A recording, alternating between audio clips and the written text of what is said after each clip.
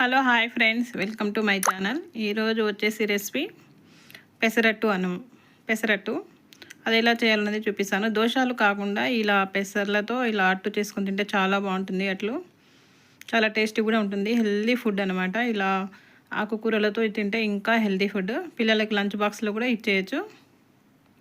అది ఎలా చేయాలనేది చూపిస్తాను. ముందుగా నా ఛానల్ని సబ్స్క్రైబ్ చేసుకోండి, లైక్ చేయండి, షేర్ చేయండి, కామెంట్ చేయండి. నచ్చితే ఒక లైక్ అయితే ఇవ్వండి.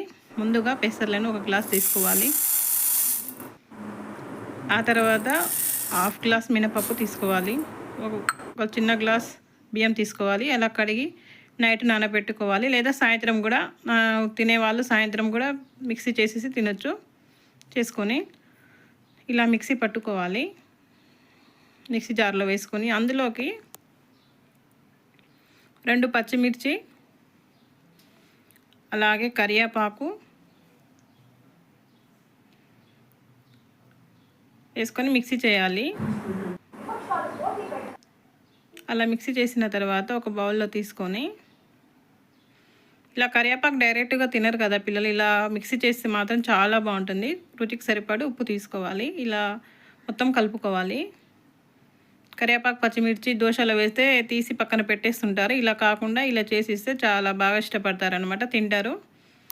ఇలా ప్యాన్ వేడెక్కిన తర్వాత చిన్నగా తీసుకోవాలి.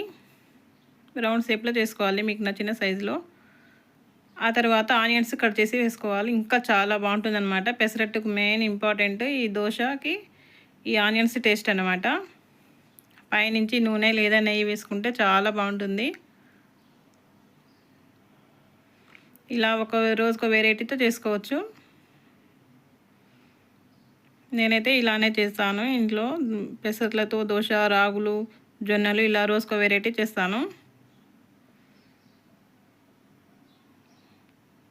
ఈజీగా వచ్చేస్తుంది.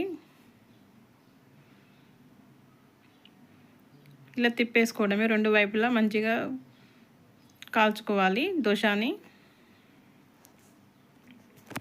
పెసరట్టు